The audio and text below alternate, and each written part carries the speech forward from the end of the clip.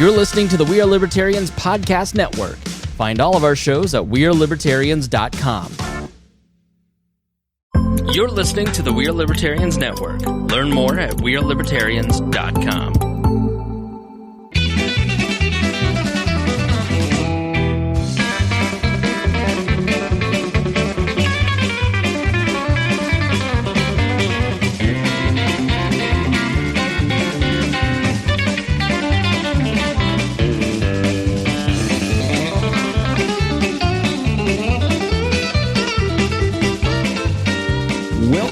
Song of Liberty show. This is episode number 312 of the Central's favorite podcast. I'm Jeremiah Morrell. Today I'm joined by executive video producer, audio engineer extraordinaire, and coach Zach Burcham, and my forever co-host, the man that will fly all the way to Destin, Florida, just for some smoked salmon, Mr. Dakoa Davis. Today's episode features Mr. Greg Kountz, who is this is his return episode. Correct. And we're going to be talking to Greg about the Greg Kountz Metalworks, and we're also going to be talking about the vendor event that's happening up in Anderson, where you can go and take a look at all of his goods. And we're going to be talking to him about some metalworking, and then we're also going to be talking about his expert vehicle advice. Greg is a mechanic by day and ASE certified blacksmith by night. And then at the very end, Jeremiah is going to recap the Henry County GOP bratwurst lunch and tell us what he found. I just had a small disappointment there. Greg, did you ever watch Sesame Street? I did, but did you have a favorite character? I quit watching it before I really remembered much. So it wasn't the Count. It was not the Count. God, 1, all right. 2, 3. A 1? I just saved that up. All right. This show is about our lives in rural Indiana. We're here to push your boundaries and make you think as individuals. Sometimes we provoke you, other times we make you laugh, but hopefully you'll always learn something new. Dakota missed the show that Greg was on, and we reacted for him essentially because it was the most. I felt so bad for Dakota that he missed that episode. He was keeping the lights on for the fine people of Indiana, for Hoosierville, and you missed the most manly episode we've ever done. It's been the theme this year where it's like every episode that it's like, I can't wait for that one. And then it's like, oh, guess what? You get to work tonight. But anyway, we have some chips on the table. It's not a bag that you may recognize if you're watching the live stream on YouTube or Facebook. And as is tradition, we tried some food in the Patreon portion of the show that Jeremiah brought back from, where are these from? Wisconsin, Minnesota? Those are from Charlie Barron's very favorite store up at the Quick Trip in Wisconsin. They're salt and vinegar, which is my favorite potato chip flavor. And if you want to hear the full review, then you have to go to patreon.com/bosshog of liberty, and you can sign up to support the show on a monthly level. We start out, the packages are like $5 a month, and then they go all the way up to $50 a month.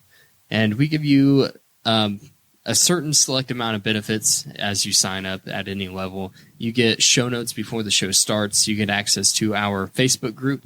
And then you also get access to a 20-minute bonus episode every week that we also live stream. And we make our guests also try the strange and wonderful food that Jeremiah brings back from his travels. And well, most guests. Yeah, there's only been one so far that declined it. They refused. Yeah, absolutely refused. What nasty food did you bring for them? It wasn't even nasty. It was a wonderful key lime pie. I will say this though, visually, there was a dissonance in your brain between the look of this pie and the taste of the pie. Does any key lime pie look good? This was enhanced. This was like the Barry Bonds of green. It was overly green, not like this shockingly green. This key lime pie was like this key lime pie was like a green Jell-O. You know how nobody has their original parts in Las Vegas or in Los Angeles? This would be like the Fontana girl, not the Beverly Hills girl, but this is somebody from Rancho Cucamonga or Fontana, out a ways from the big money area. That's what this looked like. It looked like it was straight out of Fontana.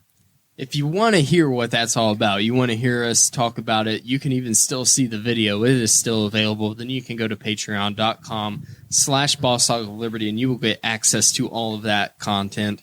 And, the potato chips, which I'm not going to say anything more about. They might have been disgusting and they might have been great, but you'll never know. Patreon.com/BossHogOfLiberty. If you support the show at $50 or more a month, you get a shout out at the front of every episode. Those folks are Miss Christy Avery from all the way in Fort Wayne, Indiana. She turned 30 this week. Happy birthday, Christy. Happy birthday, Christy. And then we have Mr. Jonathan Phillips, who's our favorite car dealer in the continental United States. And then Mr. Anthony Meyer, who is doing his very, very best to deliver all of the packages that you order online from coast to coast in his truck. I know he personally delivers FedEx packages. That's the contract he has. And I've been tracking because I ordered a shower head for the camper because I traded our camper in with our buddy Rusty. And it shipped from California. And I can see that he has made it all the way to Tejas with it. It's in FedEx, but you get the FedEx tracking number. And I assume Anthony is taking it himself for me. So it should be here tomorrow. So Anthony should have my shower head tomorrow. I would enjoy my Amazon deliveries a whole lot more if they were delivered by Anthony in his Kenworth semi. Could you imagine if they all just had a little meme on the outside of them, a little meme sticker? I feel like it would be a nice personal touch that only he could provide. That's as good. That's as much as you can hope for.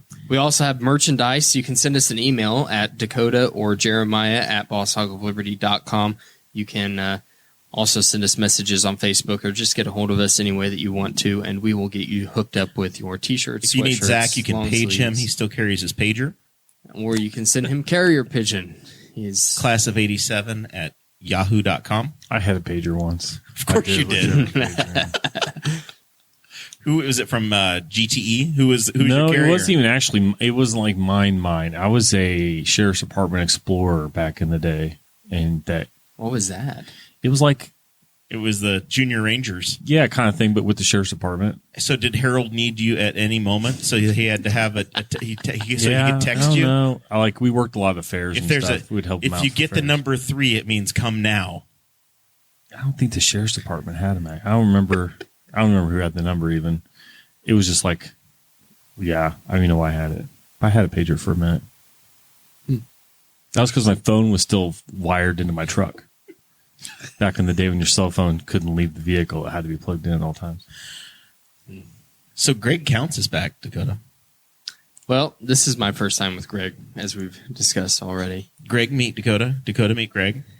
I'm going to drink a beer and let me know how this manly shit goes for you. All right, you gave us gifts, so this is we've had guests give us He gave gifts. us a spoon that's got a hole in it, and I don't know if somebody used it for meth and it's already got all the good used out of it or what. There's a big hole in it. We've had guests give us gifts before, but I don't think we've ever received something so substantial in weight and its durability.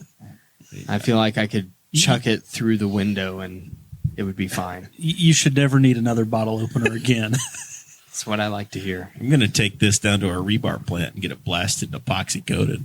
Although it would probably fill in all the custom lettering on it, and that would ruin some of the adventure. I'm excited. I mean, it is definitely substantial. It is the best of the best. So, okay. I read through the show notes of the last time you were on, which was episode number 309, if anyone wants to go listen to that before they listen to this one. But also, to appease my own curiosities, I have some other questions. Okay. Some follow-up questions. Yeah. Did Dakota actually listen to the show? I was going to ask that too. Do you listen to the show to see what questions might have been? Or did he take the, hey, Jeremiah took a swing at it notes? I just only read the show notes that I pulled out of my buttocks. I the literally day of. just told you the truth, which is I read the show notes from the last time you were on. And I think my name was mentioned in the show notes at the very bottom. Which is why you're on again. Yes, that's why. So anyway, I'm going to skip through some of the show notes because Jeremiah's given me the floor this early on. And I have been a knife carrier my whole entire life. And one of my favorite knives to carry every day is it's a Spyderco knife. Mm-hmm. And it's got a nice brass handle. I'm really proud of it. But do you have knives on the table here that you brought with you? What's the difference between my Spyderco knife and your handmade, hand-forged knife, if I was going to be... And then let's nitpicky? also throw in a $6.99 pocket knife. Okay, yeah. Hey, don't Let's- forget Joe Wiley gave us a knife when he Or was the- on the show running for office, and I keep that in the truck. Or the blade that I have on my Leatherman. I've been carrying a Leatherman every day instead of a pocket knife for about a year. The blade is not the best quality. I've taken it apart like 3 times in the past year just to sharpen it. So with a quality company like Spyderco or Benchmade or Montana Knife Company, they do what's called stock removal primarily. So those knives are not forged. They get a big sheet of mostly stainless steel, especially from like Spyderco and Benchmade. Most all their knives are stainless. And so they get a big old sheet of stainless, and then they either water jet cut, laser cut, or sometimes plasma cut the blanks. So they get their knife with just the metal, and then it's all one thickness. And then they have machines like surface grinders and mills and stuff like that then puts the bevels in it and puts the holes, and most of it's done on CNC. And whereas the knives that I have here, So they make those the same way they're going to make the engine block for your Chevy. yes, it's called, especially like Montana Knife Company, they do most all their grinding by hand. So there are different levels to your mass produced knives. Whereas Right, like yeah. your $6.99 knife from China, they're stamped and then they just barely put an edge on it and say, here you go. And God knows what kind of pot metal they're using for Exactly. the blade. Yeah. I'm going to be honest. Greg gave us these, and they don't have any material cert, so I really don't know what kind of pot metal this was made from either. If it's not commercial metals, I may get fired. I don't know. I'm going to risk it for Greg. just don't take it to get me the some office. rebar and I'll make you another one. We could find you some rebar. And then, so whereas my knives, and a lot of your custom knife makers will do carbon steel, or eventually I want to get into doing some stainless. But to do stainless, you have to have a lot more equipment. But to do the carbon steel knives like I do, I hand forge them all out. They start as a flat bar of stock. I typically start with 1/4 inch thick, and then with a hammer and a forge, I heat them up and hammer them down to shape. And then I hammer in my bevels, and I hammer in the tang shape, and everything's done by hand. And Spyderco and Benchmade, they make fantastic knives. But there's something about a handmade, hand-forged knife. Just like with everything else, you know? Yeah. And so mine are high carbon steel. They're not stainless. So they'll get some patina on them. And so the spots that you're seeing there is from acids and from fingerprints and oils. And that's a newer knife. And that's when they're most susceptible to rust. The more patina it gets, the more protected it is. And so you'll get some real cool colors.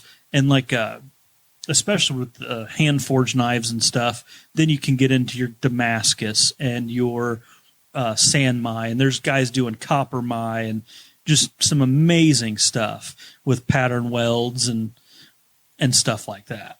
And where you're not going to really see that from a Spyderco or a Benchmade. Yeah, right. So basically the main difference is just, like we said, with everything else, you have really high-end, commercial furniture that's being made, but then you also have something that's different whenever you know the person who produced that table or something. Exactly. Right? And there's going to be more character in the piece itself that is going to be removed from the process of something that's commercially made, where they're trying to make it as perfect as possible. Right. And like in a knife maker, I always strive for perfection. I am probably 80 years before perfection. but so like on this knife here, there's a spot on it that I know, but most other people wouldn't notice, where I was grinding it, the belt bit into it right there. You're not going to get that from a Spyderco or something like that, but there's character to it. Yeah, for sure. So all right, we're going to circle back to the beginning of the notes with this section. You guys were talking about the Coal Iron Works makers market that is coming up in Anderson. Correct. And you're going to be a vendor at that event. I am. And if you listen to episode number 309, then you know a little bit more about the Coal Iron Works. And but I just want to kind of get your rundown of what the event is going to be and how it's going to be set up. So they are partnering with the Anderson Farmers Market, and they are having a makers market on Saturday from 10 to 4.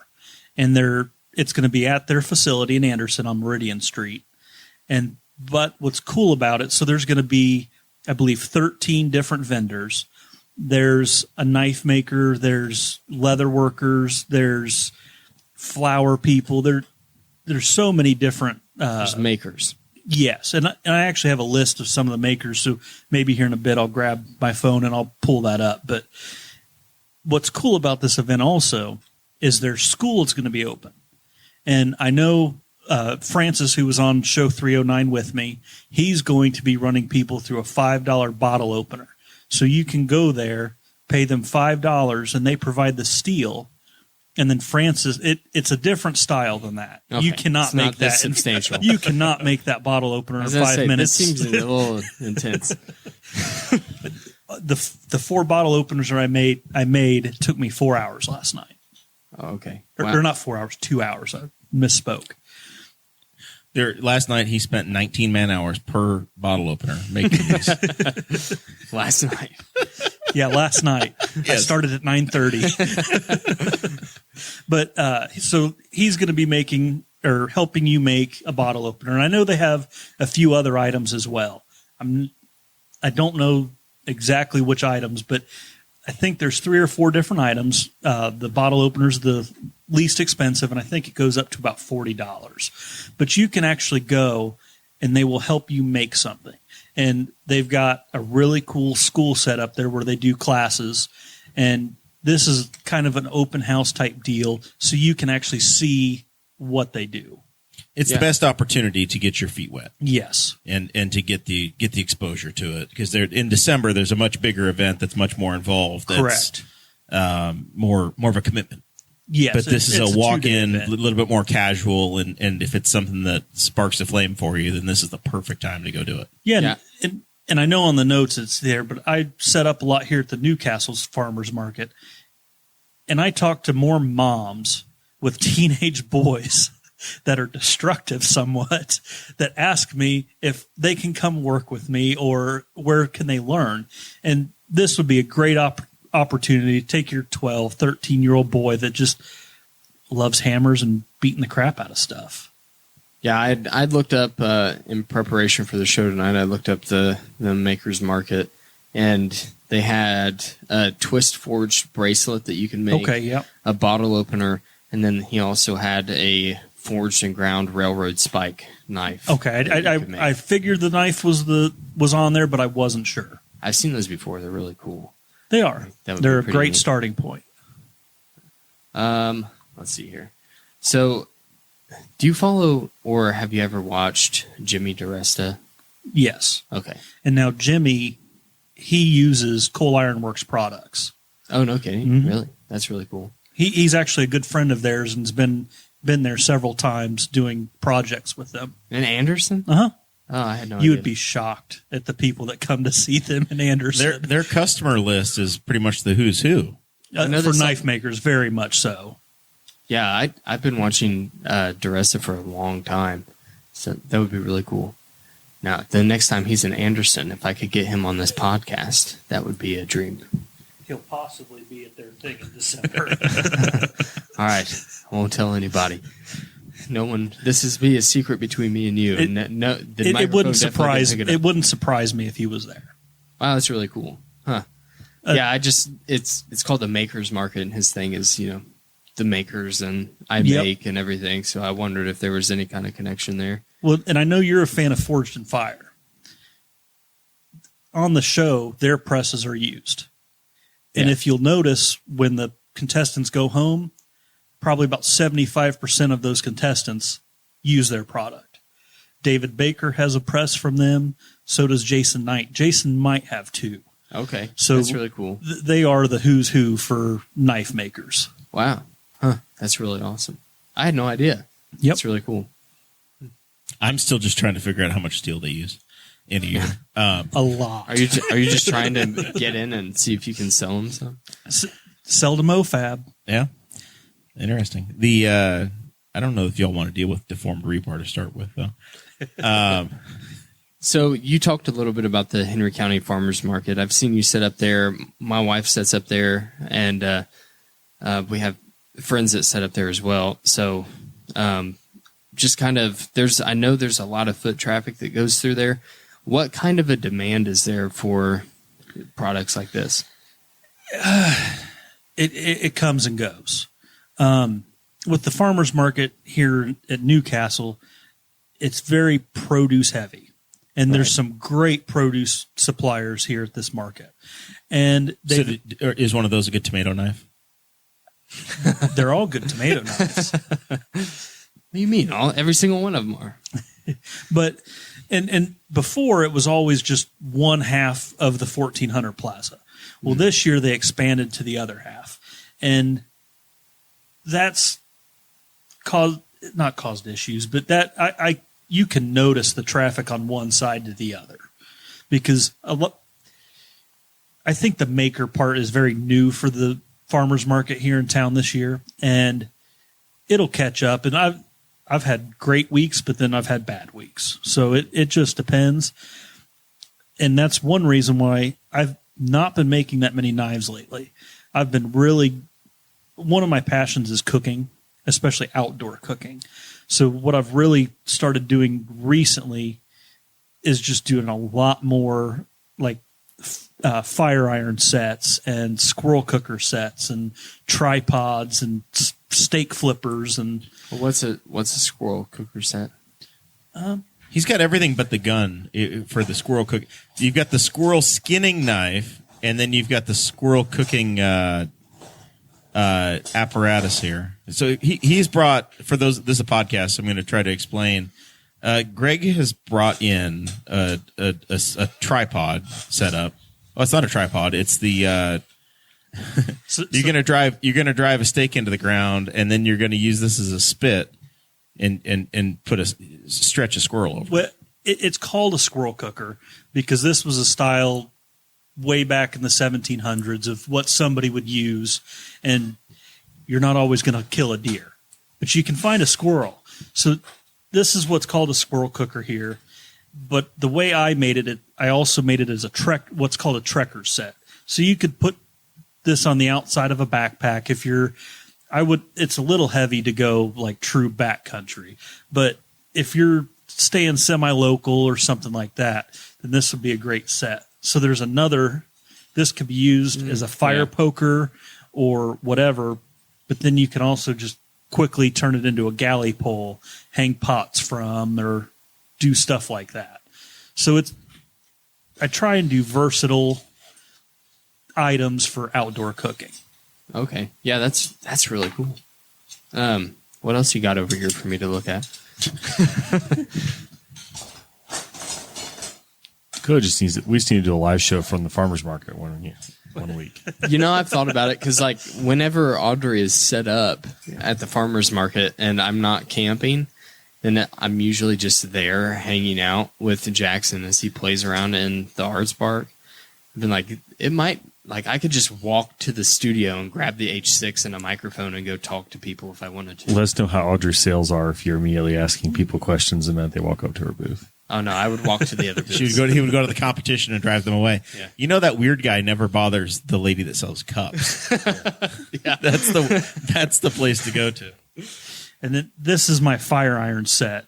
So this is just basically a permanent galley pole. It's just for larger pots, and you could do Dutch oven cooking from it, make coffee and different things like that. But you could also set it up as a small tripod. And then wow, that's really neat. so you could set it up as a tripod as well over the fire. And now, when you set up a tripod, do you sell the chains and the rest of the rigging that somebody needs to have to do this, or what do you recommend for the complete setup? Got that thing I right do. there. And then I you've make got a ton a of hook. S hooks. Yep. And I make them all different sizes so that you can get your right height. But then a friend of mine sent me a design yesterday, actually, that I'm going to make that's an adjustable pot holder for tripods. There's a lot of times somebody will go camping. This weekend, Zach and I are going to be in the Indiana State Park system, and I think they may have 3 or 4 different grills just inside the Indiana State Park system. Oh, yeah. So you never know what you're going to get. You book a campsite, and it's like, well, the ring's too damn high. I can't. You can't get your heat right. You can't get Correct. your level right. You can't get your heat right. So you need some adjustability when you're setting up. Like my tripod sets that I make come with 4 different hooks, and they're all different sizes. That way you can link them together, use a single one. You've got some adjustability. But the design that I haven't made one yet, but I'm really excited to do that because you don't even have to unhook anything. You can just adjust it up and down. With your tripod setup, though, there's a lot of versatility on the angle that you make the base of the Yes. triangle to adjust the height based on your fire. Yes, and my tripod set's about 5 feet high instead of the Trekker set, which is only 3. Okay. So that's a very small tripod, and I make them much larger. I just ran out of stock. Also, I see you have a meat flipper there for steaks and ribs and such, which is pretty cool. A right-handed one. Yeah, that's really neat. And then this one, there's a guy on YouTube. It's called Black Bear Forge, and I know. his I channel. watched so many of his videos. And I was scrolling back through, or actually it popped up as a recommended video. This looks like something you would use to kill some sort of a banshee, It looks and then that way. twist it. It's an ice pick with a twist. So I had a recommended video of his that was called the New Mexico Style Fire Poker.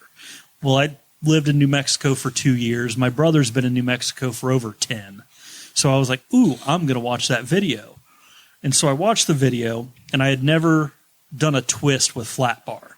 So twisting a square bar is really easy. You just put it in a vise, twist it, and there's different ways you can do it. But I'd never done it with flat bar, and I really liked the look. I had a tie to New Mexico, so I was like, heck, I'm going to make one of those. And so this is a New Mexico style fire poker where they do not have the hook on the back. They're always straight, or most of them are straight. So for poking only. Poking only. No There's rolling. no dragging. No dragging. They haven't caught up to the technology that we use in the Midwest and New Mexico. From the Vlad the Impaler series. Yeah, It looks you can see it on the camera. It looks like a small sword. It looks medieval, Greg. Good luck flying with this. But you were talking about the Trek set that you have, and had mentioned like you throw it on a backpack, but it's a little heavy. But like this doesn't feel Well, the Trekker heavy at set's all. not heavy either, but the people doing like serious backpacking, right. If you're going out 20 miles, they're right. talking ounces. Yeah. If they can shave 2 ounces, they're happy because they're doing 20 days on the Appalachian Trail or something like that. So it's more of like a local, or you're doing a week maybe, but it is too heavy for the serious people. I guess my mindset was not being in that serious of a mode. Yeah. Right. But yeah, Oh, I think that as soon as Dakota takes it up as a hobby, he'll be that serious. I can't work for September or do the show in September. I'll be hiking from You've seen Vermont down to Pennsylvania. you've seen my backpacking kit. So here's the I've had Trekker since high set school. together. It's probably about 3-4 pounds. Have you used this to cook like a squirrel or small game? I have not used it that way yet. Okay. I mean, there's no reason it wouldn't work. No. But I was just curious. No, I don't have any game this. I do a lot of big cooking, a lot of smoked meats. Okay. You need to talk to our friend Bash Kreider, who we were trying to get on the podcast today. He wouldn't do it. But yeah, so I've been in the woods my whole life. Go through. I've done this. I should have done this left-handed to start with. I am left-handed. There you go. And Are you left-handed? Then you'll go through the other one. We're making this go on the fly. Efforting. Trying to demonstrate for the camera as we're going along. Yeah, Greg made this for. Don't be right-handed by this. He needs to make a left and a right-handed set. There you go. And then I have hooks that go with it that hang as well. That will hang. That will drop down. Very good. Oh, You want to question. catch? I'm going to start throwing pieces at Greg, Zach, and see if you I'll can let catch you get out of here with my eyes. A lot of my stuff is sharp and pokey. Yeah, it's A question did just come to me as I Wait was wait looking at until he this. starts juggling these. How delicate of a process is it? Because this, the piece that The squirrel makes the cooker bridge, portion. yeah, it's forked, right? Yes. So how delicate of a process is it to make metal so thin and pointy like that?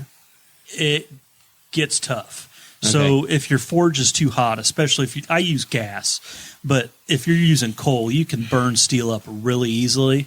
And the thinner the material, the quicker it heats, the quicker it loses its heat, and you can burn it up.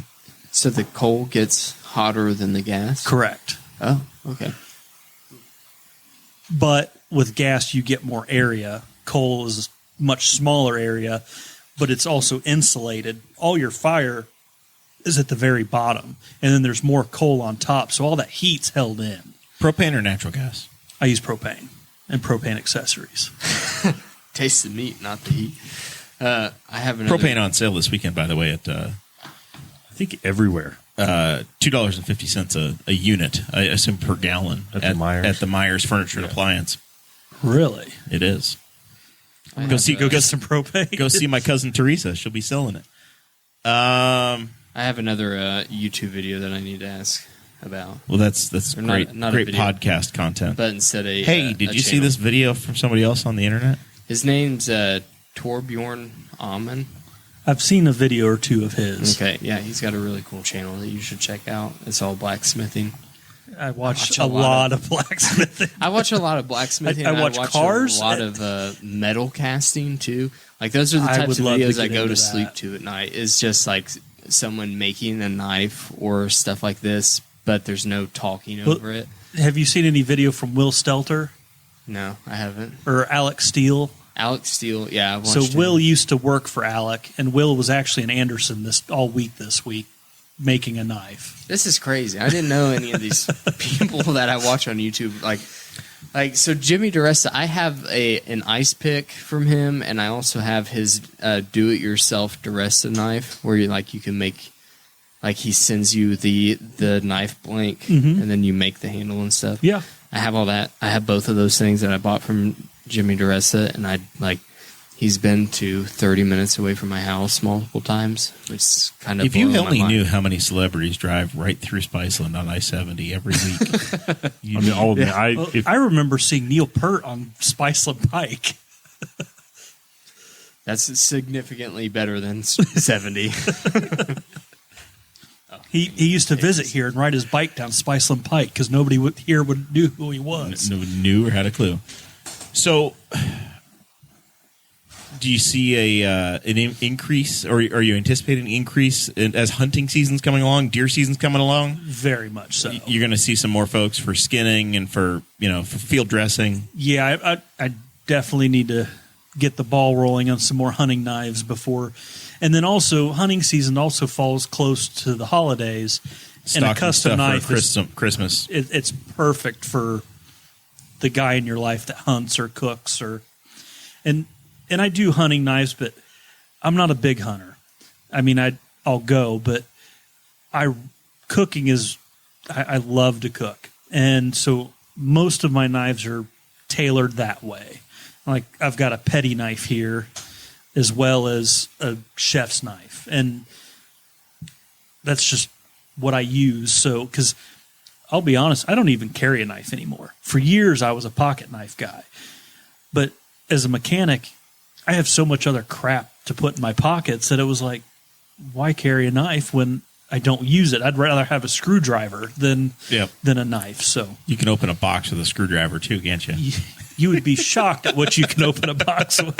That was my idea with why I transferred over to the Leatherman life instead of just a knife. Yes. You know.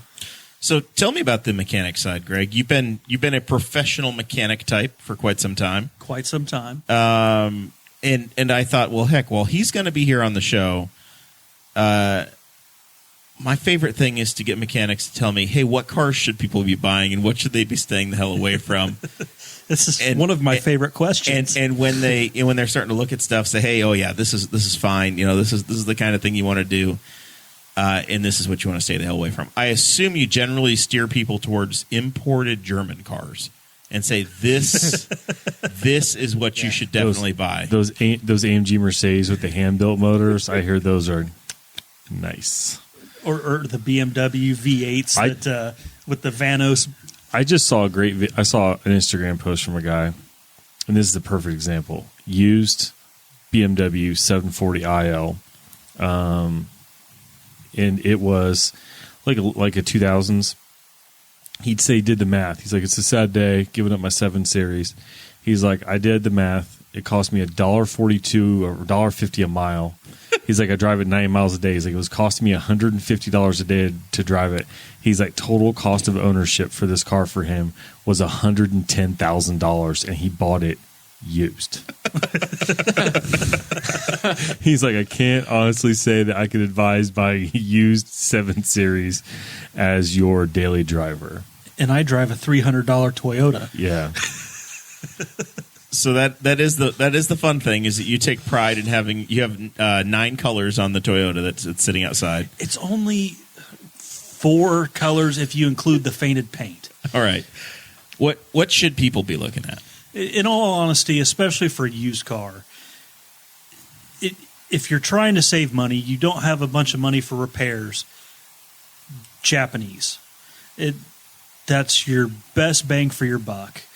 New cars, they're... Now, when you say Japanese, Subaru, Honda, Toyota? Honda, Toyota are your main 2 I would go with.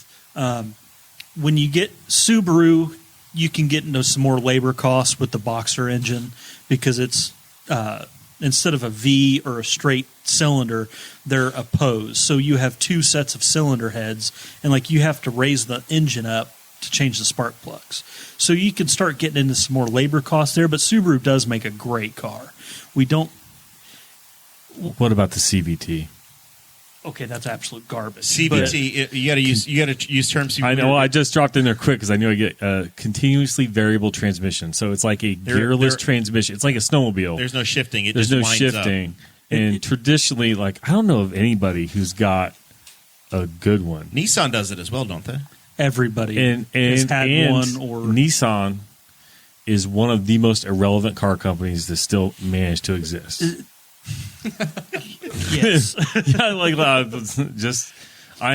they did just bust out a new Z. I mean, they all have like one. Didn't they eliminate their pickup truck this week? What did they? I think so. Hang on, you guys talk about. Their pickup truck that they have been selling like not that long ago was just a rebadged Dakota. The Frontier, though, the Frontier, I saw a scary video of a Frontier once getting hit by a semi in Russia, and it exploded. There was nothing left. But they hadn't done anything with the Frontier in like a decade. Well, the thing about cars now, so everybody says, oh, they don't make them like they used to. They don't make them like they used to. They make them better than they used to. Exactly. But people don't realize that. And like you'll see a not that serious looking accident, and the car looks like a big pile of metal. Well, it looks like a big pile of metal because they've designed it to crumple around you and not through you. Energy transfer. Exactly. I think that mechanically cars are better than they have been ever. But the thing that I would say is that it's all the other stuff that's going to it's the electronics. Like yeah, is all like my brother had an 80s Cadillac that had dual zone climate controls. It had all this automatic stuff, and that's the stuff that started failing. It was from the 80s, but whatever. But that's the stuff that started failing. The motor was going to run forever. The motor was a 5.7 liter V8 diesel. Oh yeah, in a GM. They just glow plugged it and pumped diesel in. I think when people talk about they don't make cars like they used to, it's the thing of I had a 1994 Jeep Wrangler when I was in high school. And when I was in high school, I could open it. I did so much to that Jeep as far as working on it with my very limited and basic mechanical knowledge. But it was all there, right? And it was easy to look at and easy to see. But whenever I open up the hood of my 2012 truck or my wife's 2017 GMC, it's like there's so much going on that it's overwhelming and confusing. You can't even see the engine in some cars now. You pop the hood and there's a cover and there's so much stuff piled in around them. They're packaged so tight that you're like, I don't even know where to start to look at this. The Nissan Titan is eliminated as of the summer of 2024. So you got 1 year left with the Titan, and it's going away. And you, do you know the only reason anybody cares about Nissan Titans? The Cummins engine? Baby Cummins, yeah. They have they sell a Baby Cummins in those. They're going to take the... but that was actually a garbage motor. Thanks, Obama. They're going to take this this plant by 2030. Nissan Ambition 2030 is an all-electrified future. So the Canton, Mississippi plant will be an EV plant. Because they have a couple. They have the Aria, they have the Leaf. They have a couple of EVs. Well, the thing with... I actually like electric cars. I find them fascinating. Wouldn't mind having one. But the mandate stuff, it's not going to hold up. California's already reversed their decision for the 2035 deal Right. because there just isn't the infrastructure. Yeah, California's like, hey, you all need to have electric cars by 2035, but also we've got to shut off the power to half the state because the weather's too hot. Yeah, so it people are quickly learning that's will it happen eventually? Probably. Well, maybe. There's a lot going on with alternative fuels that I think could very well replace electric. Hydrogen has been like really sneaking up, it seems. Porsche's been developing basically biogas, Yeah. developing renewable gasoline replacements. They're at the cutting edge of so the that you're alternative not, fuels. so that you can maintain ICE internal combustion engine development and stuff like that and keep with those because they understand. I think all the big companies understand, there's an irony to people that are like, oh, it's about saving the planet. You're replacing fossil fuels with heavy metals is to what you're pulling out of the ground. Fossil fuels. And also fossil, yeah, there's still fossil fuel vehicle developments. is a coal-powered vehicle. But apparently electric vehicles are, I don't know one. I like to ride in one. So if anybody has a hookup on a Plaid, I would just like to ride in it just to be nauseated. I just want to be nauseated because I hear that they are nauseatingly fast. But apparently they are real cheap to run. And then not to put Greg out of business, but there's nothing to brake on. There's almost no moving parts. I bet if we put them on the Indiana roads, they're still going to need. Okay, but they have suspension, tires, and brakes. But once you're inside that, there's nothing. Specialties. There's nothing. Yeah, yeah. Just get into the wheel straightening business in Indiana, and you'll be fine. I was on a bus last weekend, and I could tell when I entered the state of Indiana. Yeah, there's less moving parts. People aren't worried about oil changes and all the other stuff. You refuel it at home at night, so you don't have to go to gas stations and stuff. But actually, the electric vehicles have fluids. Some, yeah, because some of them they heat and cool the batteries as needed. And there's oils and there's brake fluid. There's still quite a bit. But now, Greg, do you guys have washer fluid or washer fluid down there? Washer fluid. Yes. What about blinker fluid? You have blinker fluid. I think that's an aisle 4 at O'Reilly's. So you were talking about. Do you have to take the wheel off to change a brake light in an EV car? Very possible. You were talking about the Japanese vehicles. You're a fan of Toyotas. There's a lot. Toyota has seemed to, in my lifetime, really sneak up and just grab the car industry by the balls. World's largest automaker now. Because the car's the same since 1982. Okay. Toyota Tacomas just got rear disc brakes. like in the last year. They were They were all drum They were brakes. still running drums on the back. Well, you could lift up my 1996 Toyota 4Runner Yeah. and lift up a brand new Tacoma or 4Runner right next to it. The same. They look identical underneath. And that's what's good about Toyota. They've been making the same product. It looks different. They've updated materials because like a 90s Toyota did have frame problems. The frames would rust out, and that was real common on them. So they've updated materials and learned from their mistakes, but really they're the same car. They've just perfected it. So they last forever. If we sell a vehicle in the United States, I think we expect it to perform anywhere you're at. And we have such a diverse country that if you buy a vehicle and you expect it to last 25 years and you live in the Northeast, if you live in New York State, if you live in Pennsylvania or New Jersey, you're at 8 to 9 years, a pickup truck is done. Where if you keep it, in a non-salt environment, you're down in Alabama, you're fine.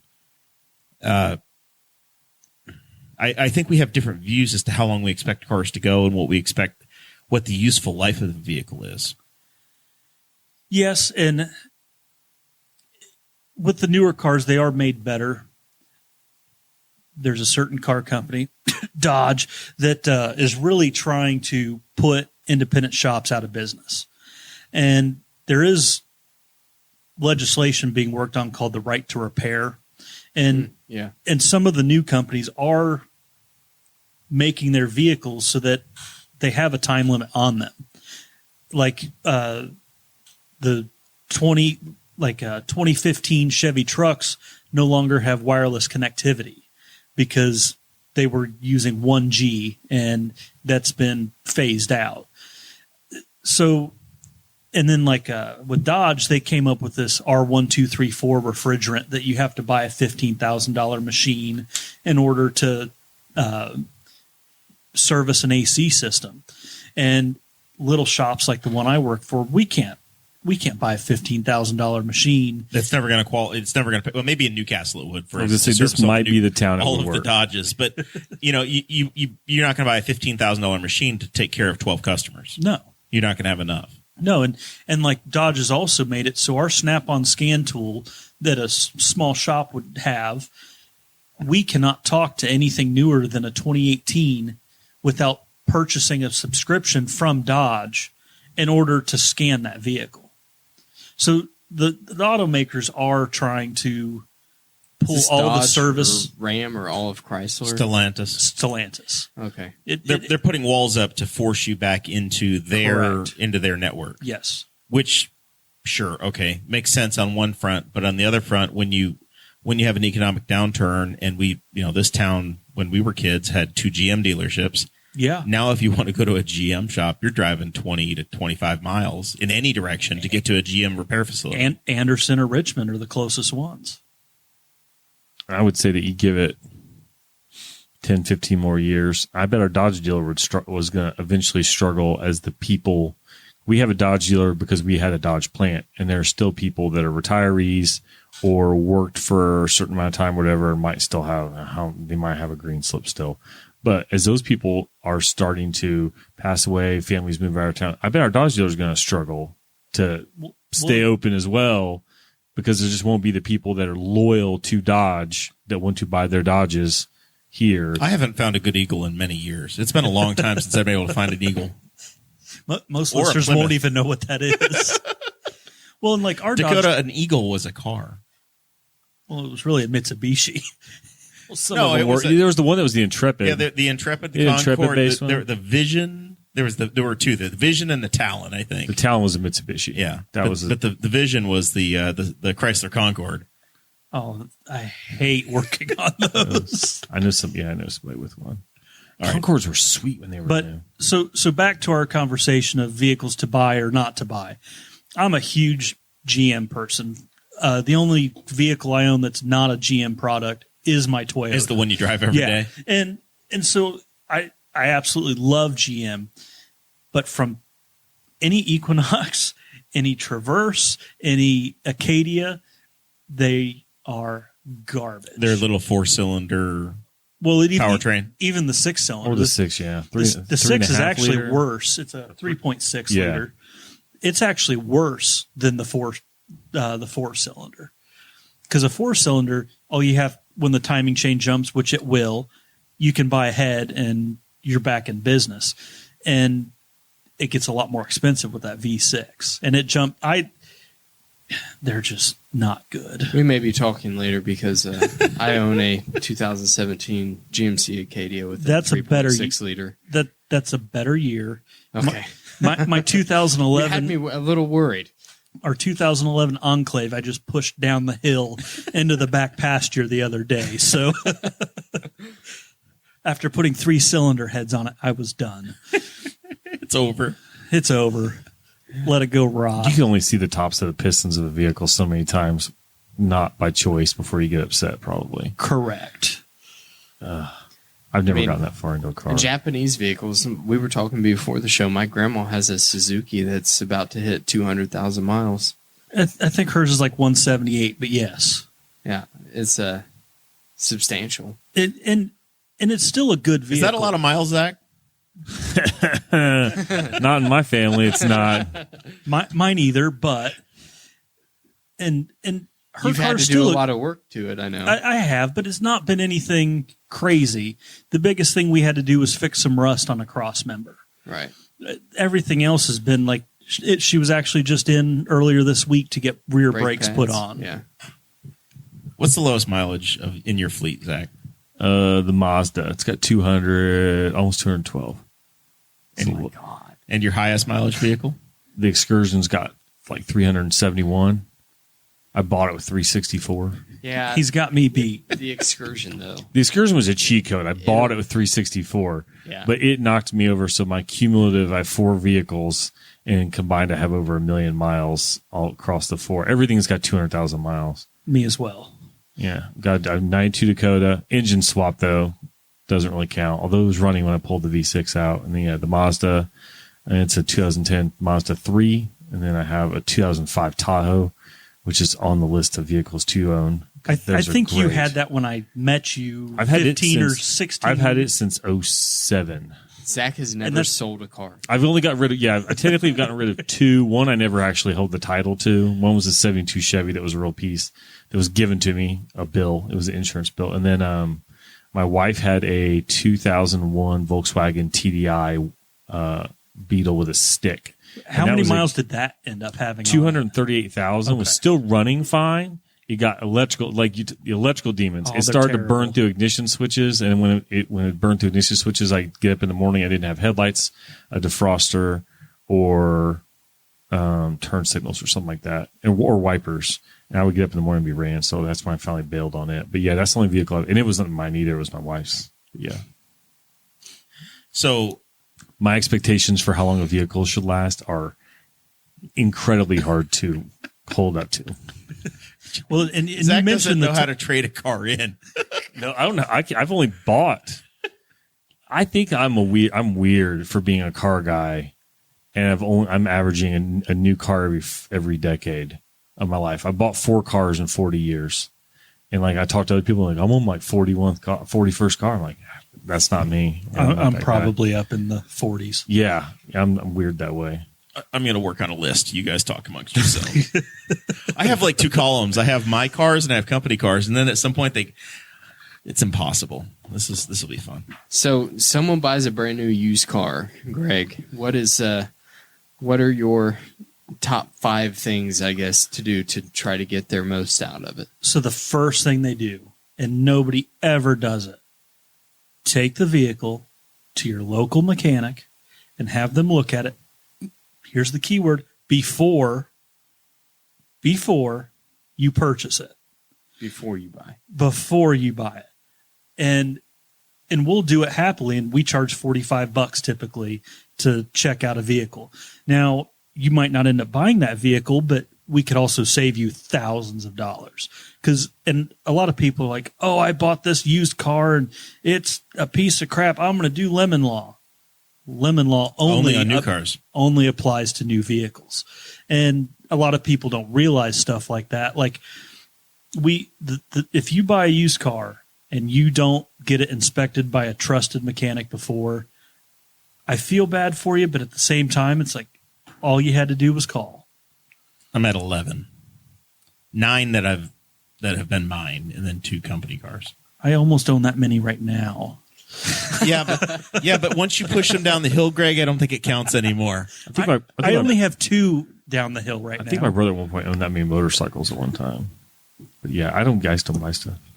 Jared's a different breed, though. I try to. I do though. Like I'm a huge people listen. I'm a huge car guy, and I like everything. I like a little bit. Like I can admire and appreciate almost anything.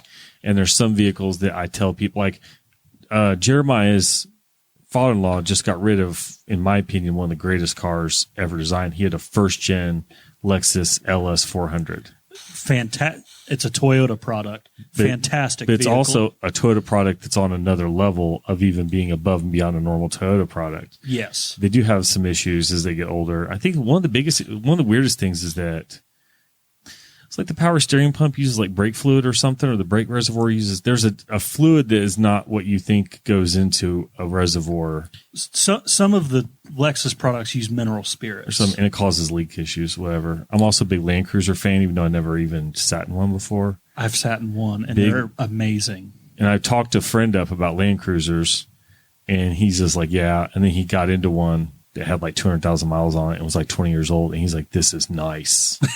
And it was 20 years old. So the advice is, if you're going to buy a used car, bring it to a local shop. Get inspected before you buy it. Get somebody to look at it, and don't think, oh, I can just look at it myself, because you don't have a lift. Correct. You're not going to get it up. Thing. You're not going to look at the frame and actually know what the hell you're looking at to see if it's rotted out in trash, or if the suspension is bent, or if it's got major leaks from areas that matter, and you know what to look for exactly on a particular model. We had a customer come in. I guess it was probably Monday or Tuesday, that they were looking at an FJ Cruiser, which is a fantastic vehicle. I love those cars. But they brought it to us before they bought it, and it had frame issues. And so they didn't purchase the vehicle because that year FJ did have frame issues. That's about the only problem they had. But it was 2 ladies that brought it in, and they had no idea. So assuming you find the used car you want, and you want to get to Zach Burcham level, all my cars are 200,000 miles on them. Buy Tahoes and Chevy Silverados. That's the advice, is buy full size with 5.3 liter V8 body on frame vehicles. 6 liters probably aren't too bad either. But. Mid 2000 Chevrolets are the best products ever made.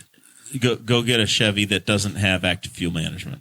Yes. Yeah, which is like pre 07. Yeah. 99 to 07 classic. You could get an 07 with the old body style. Yeah. One thing too is, like, I have a friend that's really annoying. So the official recommendation is go buy a 20-year-old Chevy. Yes. I'm being honest. If you look up, there's a guy that has a YouTube channel, and he also shows up on. Trying to think, Tyler Hoover's thing, the car wizard, and he does a video, and there's another guy watching their video, and they will both pound away at mid 2000s Chevys. I'm like, well, I ended up with one when they were in the midst of it, and they're pretty cheap to work on, pretty easy to work on, and there are millions of them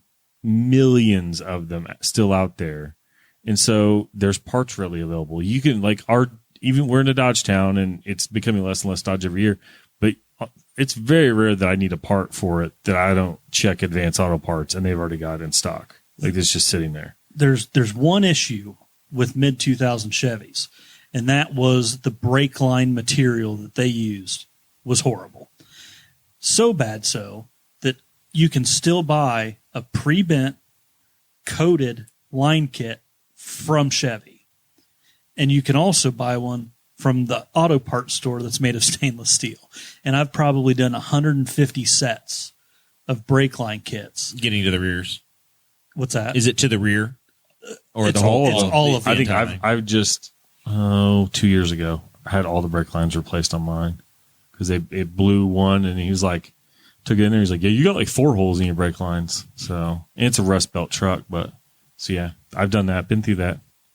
That's like the one thing with them. It's they last forever. So the advice isn't to change your fluids; it's just buy a Chevy.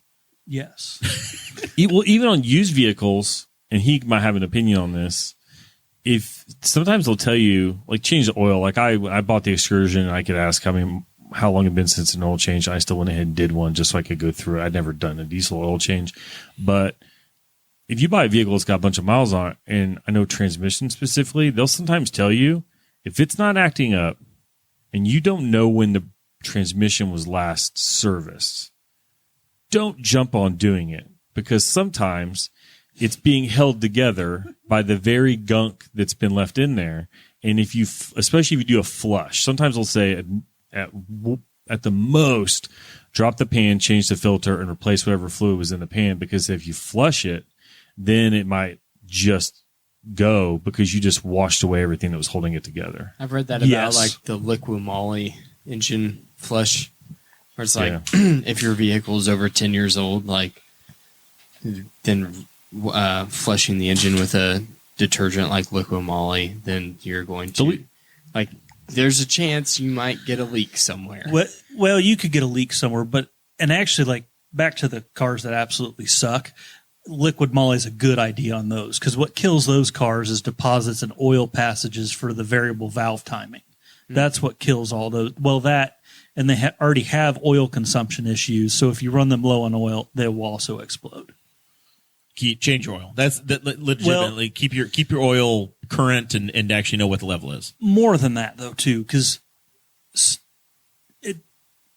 to go to a trusted shop like Dakota's grandma brings her car to us for everything, and we do services the old way.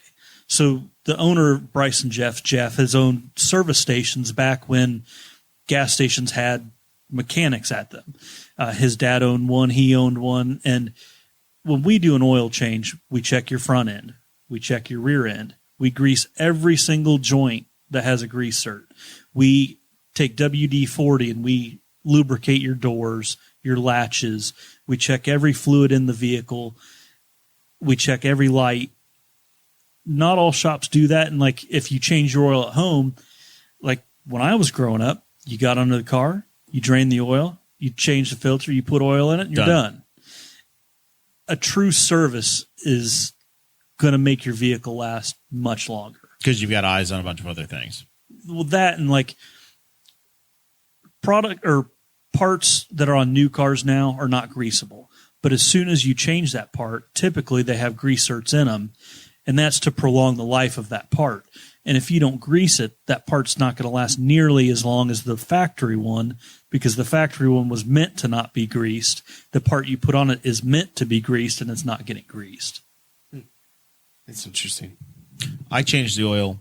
This is the most Kentucky. I have no Kentucky blood in my life, but I've adopted it as I've been a Hoosier. Changed my own oil in the Sierra that's out front, the diesel. First, this is the second oil change I've done. The first one I did, it's 0 W20 diesel oil. It's the thinnest thing I've ever touched in my life. So I did it in my driveway, and I set up a bunch of cardboard, and it wasn't enough. It's still, I drained the oil completely, and what came out of it when I pulled the filter, it was an oil avalanche. Completely covered my arm, completely covered the cardboard, and I have an oil spot that's been on my driveway since the last oil change. So I said, I'm going to get smarter than this. So I pulled the ramps out, and I did it in the front yard in the grass this time. So do you have a dead spot of grass? Not yet. I did much better. Much better this time. The technique was improved because we used a big old gallon bag as well to try to catch the oil coming out of the filter. Was it unbelievably black? Yeah, but I think anytime you have diesel, it's going to be that way. I know. It's just shocking. Like my work truck being a diesel, like. When I've checked the engine oil on it, and it's like, my God, this was just changed like not long ago. Well, the oil that's in it right now has probably horrendous. 400 miles on it. We could go look at it, and it's probably already completely turned. So I had a customer's truck years and years and years ago. It was an LB7, so the early Duramaxes that had all the injector problems. I went to go change this guy's oil, and it had been 7,500 miles according to his sticker. I checked the oil first, and it looked brand new. $7,500. And I even called him. I said, "Hey, Tony, did you just change your oil? I thought I was supposed to do it." He goes, "Oh, no, you were the last one that did it." And then I've had other trucks that you could start it up, shut it off, And it changed colors. and it's already black. Yeah. It's just that different from like truck to truck. There's nothing no wrong with the other one. There's no mileage now. They don't give you a mileage when you buy a new one. The service life is just follow the computer. Whatever the hell it says, just do that. Yeah, my Tahoe has that. Like, and it varies. Like it's an 05. It varies from like, I think because I try and look, it's got 2 trips and the second trip is oil change. It's like 4,500 to, I think it's gone as far as like 6,500 miles on it, because it uses algorithms based on temperatures and load and all the other stuff to determine when it needs an oil change. New stuff's probably even better at that than it is. Now, if they buy a knife, will you personally change the oil? No, I do not do oil changes anymore. One thing that was, if you're looking at a vehicle, Google it. Yes. And if you're really into it, YouTube go find a Facebook group too. YouTube's great. Facebook groups, you can find out. I've owned an Excursion for less than a year, and I can tell you about all kinds of problems, all the nicknames, all the this and that, and like where the problem issues are. Because if you get in a group, and that might be a weird one because there's a diehard group, but Jeremiah's got a group of 3-liter diesel Sierra owners, and there's some hilarity in those groups too. But you can learn a lot from people who own them and are enthusiasts for them, because they'll a lot of times be honest. They're like, "Oh, I'm looking at this. What do I need to look at?" And on an excursion, you need to look at rockers. You need to look at potential oil leaks on the top side or whatever. Rusty rockers are the biggest thing. And then they're just like, give it a good looking over, and mileage is, depending on what the motor is like, and mileage doesn't matter as long as it's running well and it looks like it's been it shows the signs of being maintained. It's not a problem. But yeah, the internet is your friend, because you can look up and figure out. You can get a rundown probably on one page that tells you everything that's chronically wrong with an older, especially if it's older. It's got a history. Everybody will know what the problems are. So Google can be your friend, but there's a lot of idiots on the internet. Yeah. Oh yeah. I've got a friend that just loves to point. Just anytime I have a problem with a car, he's like, "Oh, look, Google told me that you're going to have this problem." I was like, "I hate you, man." Well, and as a professional mechanic as well, how many times somebody said, "Well, I Googled it and this is what's wrong." And it's like, I can already tell you that no, I already know what's wrong with it just from your description. And Google, and then I'll be like, "Here's what's wrong with your vehicle." Well, Google said it was this. And it's like, well, you're counting on people being able to accurately describe their problem to Google it then to get an accurate response. That too, but like one of the biggest noises that a car will make is from the stabilizer links. And it's so obvious to me when that's what the issue is. I can hear it immediately. I don't even have to get the car all the way around the shop before I can tell if a stab link's bad or not. And they'll be like, "It's my struts. It's like, oh no, it's a stab link. Not a big deal." Well, no, you're wrong. They're cheap. Like sway bar in links? Yeah, that's it. Those are cheap. Yeah. $20. Throw any parts that I need. And they will, and I've had them go bad on a car, and it makes them sound. It sounds like you've got Coke can with rocks in it under the car. Oh, it's the worst noise. And it makes this, but only at certain times. It's like kind of like when you hit a certain bump a certain way. Yeah, they're fun. All right, before we run out of time and Dakota falls asleep on me, Jeremiah, I want to know about when you went hunting for the Secretary of State for the state of Indiana. So not with a hunting knife, correct? No, with a coupon for a free lunch. Betsy Mills was our guest earlier this month, and she said, "Hey, we'd love to have you join us for the annual GOP bratwurst cookout extravaganza on the courthouse lawn." And I always called it Hot Dogs with Diego, because Diego Morales, the last couple of years, he would show up and he would eat a bratwurst or whatever the hell it was, and there'd be a big picture of Diego eating eating in Newcastle. So I'm like, I'm going to finally get to meet Diego Morales if I go to this. And I show up, and he's not there. The first time he's elected Secretary of State, and the man is not there. I was so excited, I was ready to meet Diego, and it didn't happen. So that was my first disappointment. Otherwise, it was a lovely time. I had a great time. Betsy gave me a ticket. It was great. Brian Nichols came down with me. As a noted libertarian in town, they were very welcoming to me. Had my picture made with Councilman Aaron Dickin. I was going to say the pictures I've seen of this event so far. In the pictures, there haven't been that many pictures out. I've seen one libertarian, one Republican, and one Democrat. Yeah. Yep. And I just got my food. I sat down with Brian Nichols, and I don't think Brian knew quite what happened because I was just in conversation after conversation because everybody that's there has been through the show. So I sat down, and Ed Tarantino sat down, and we talked for a little while, and then other council members or commissioners would come by, and then Representative Saunders came by, and we sat down and talked for a good 45 minutes and ate lunch together. So had a great time. I don't know if I really accomplished a whole lot, but other than not meeting Diego Morales, it was really a great way to spend a Friday afternoon. Were the brats good? They were excellent, and even better. Brats, yes, could a fine Wisconsin treat. I would do just fine living in Wisconsin if I had to. But they had grilled sweet corn from L&K. Ooh. So that was the best part. Way to prepare corn. Yes, yeah. They had the sweet corn, and I was like, man, this is perfect because I really hadn't had any fresh off the cob. We bought it, we've cut it off, and we've put it in we've frozen it or whatever for the summer. But just getting the straight up sweet corn off the cob, that made the disappointment of not meeting Diego go away. No, I never made it. The 2 weekends of the state fair, I was in South Dakota. Did you go to the Morrell and State Fair? It's the little state Moreland World's Fair, Greg. Here's the thing: if you've run for office as many times as I have, and you have volunteered and worked in a concession stand as many times as I have for 20 some years at a 4-H fair, or gone out and politicked at the Moreland State World's Fair East, I don't need to go back to another fair in my life. I'm good. Unless I have a specific reason to go. If I were you, I'd just I'm go. fine. The truck pools. Yeah. Yeah. So you know what the problem is? What night's the good truck pull? I'd never know. Thursday. Well, We're here. sometimes it's not. I like to watch people break their dad's stuff, and that's Thursday night. I was not poisoned. It was fine. They welcomed me with open arms, and I was very appreciative of the invite.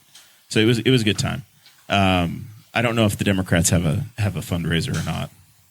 I've never. They been should have invited just to all it. showed up to the Republican one. And just The mayor was there too. Mayor York came through. To get on And Mike Guffey was there. Mike Guffey was very quick to offer to buy me lunch, but somebody already had. But it meant it was great that to hop quickly on and quickly off a soapbox as we get into campaign season that's coming up is because locally party this is your final thought. Honestly, thought starting doesn't matter. Like you're socializing everybody because we all know these people. They're nice people. Most of them.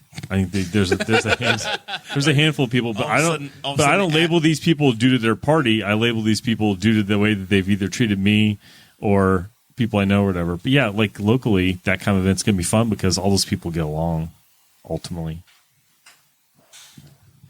I'm done with my soapbox for the minute. All right. Anything else? Final thoughts?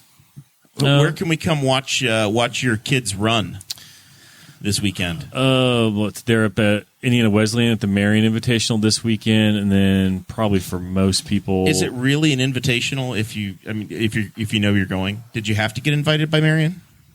I have no idea how any of that works. Honestly, I really don't know what I'm doing. Like the funniest experience for people. Jeff Watterson is the head coach of the Newcastle cross country. So former guest of the show a couple of times, and he might have an experience coming up that will be worthy of him coming back on the show. He gets wrangled into coaching. He's like, "Hey, I need help." I'm like, "Hey, I don't know what I'm doing," and that doesn't matter. So we got, and then our other friend Casey Carmichael, who's a Tri-High guy, who also we used to run. We've run literally thousands of miles together. He's the assistant coach of some form or fashion at Tri. So the three of us are together in Rushville. None of us are actually running, except we do run. You do run quite a bit spectating cross country, but somehow we are in charge of the youths, as I say. And my wife says there's something very wrong with us being in charge of children. And Jeremiah, she is a professional. Jeremiah has witnessed that, like for Newcastle, we literally just go running across town in the middle. And like, I try to keep an eye on some of the kids, but I can't keep up with all of them, and they don't all run in a group. They have individual paces, so we're crossing intersections. We're doing all kinds of stuff. It is the most terrifying thing to me. Yeah. And like one kid got lost one day. I don't know how he got lost in Newcastle. It's not that big of a town, but you get lost. So we're like, oh gosh, where did this kid go? Are you on one of the lettered streets, kid? Are you okay? That's exactly where he got lost. It was legit. Yeah. So he got lost in the alphabet letters. So Cuba came Parkview. I have no idea where I am. But then a week from this upcoming Tuesday is our home invitational, which is our only other weeknight invitational. Weeknight invitations are rough. They had to meet Tuesday that lasted. They got home like 9:30, and these poor kids had to do homework and stuff. So, but otherwise, I'm a lot of Connorsville and some Shelbyville. I think is most of the end of it. We have one meet in Terre Haute, but Newcastle on the 9th or something like that. All right. One more time, Greg, for being a part of the Makers event, or you're coming to the Makers event market on Saturday. So it is in downtown Anderson. I believe it's 5th and Meridian at the Coal School of Iron or Coal Iron Works. And the Anderson Farmers Market, I believe, will be there as well. There's lots of makers. Come check them out. Come check me out. Come make something at the coal school. Very good. Get your bottle opener. D squared. Just wanted to say thank you to Greg for coming on. This is a fun episode for me. And thanks for the bottle opener, man. I really appreciate problem. it. I might have to, I set a squirrel trap last night, so I might be knocking on your door here soon. That's all. When you kill a squirrel and you put it away, do you freeze it in a milk I don't jug? freeze them. They're gone instantly. Gone instantly. You only eat fresh squirrel meat, never frozen. I've frozen it before, but it's. What if you have a real big day? Could you get enough squirrel to run it through a meat grinder and make like squirrel burgers? Probably never done that. I've cooked it in crock pots like pulled pork before when you have a lot. I mean, it's tedious. Like the best. Kidding. Like you got one squirrel, just chop the back legs off. You fry those up in a pan, and you're done. What kind of genocide event does it take to fill a crock pot of squirrels? 7 is your limit, okay? Tedious does not begin to explain. I'm just picturing a crock pot full of squirrel carcasses, and I'm like, this is probably the kind of thing that if squirrels had language, they would be telling the story of this horrendous day. We're like a huge population. Just the battle with Dakota Davis. He only left 2 survivors to tell the story. It's like some Lord of the Rings saga about the day that the bearded one came and took half their family away. Super Bowl Sunday at Dakota's is I haven't just hunted squirrel squirrel stew. like that since I with my dad and probably my freshman year of high school. All right, final. It was just lane waste going into the woods and just shotgun blast. Final thought from me here. I know you guys have started to grow weary of road construction, but It's an understatement. But the week of September 11th, get ready.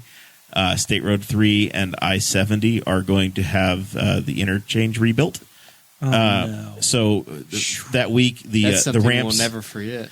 the ramps are going to be shut down for about 3 days each. So each direction. If you're trying to go to Indy or, God forbid, return home from Indianapolis, there's going to be about a 3-day section there. Eastbound on and off ramps will be closed from the 11th to the 13th, and the 14th through the 16th westbound on and off ramps are going to be shut down. And then your orange barrels are coming back from State Road 3 back to Walmart Road. So Are they going to ever good luck resurface 3 like they promised in April? I don't. You should contact your state legislator and ask him. Hey, Corey. Also, just a word of advice: if you are in a construction zone, slow down. There are cameras coming. The governor signed a bill this year. Up to 4 construction zones in the state of Indiana are going to be allowed at any one time to have a camera set up that's going to catch your license plate and detect you. And you're going to get a ticket in the mail saying, hey, you were speeding. You're going to get 11 miles an hour, and past that, you're going to get a ticket.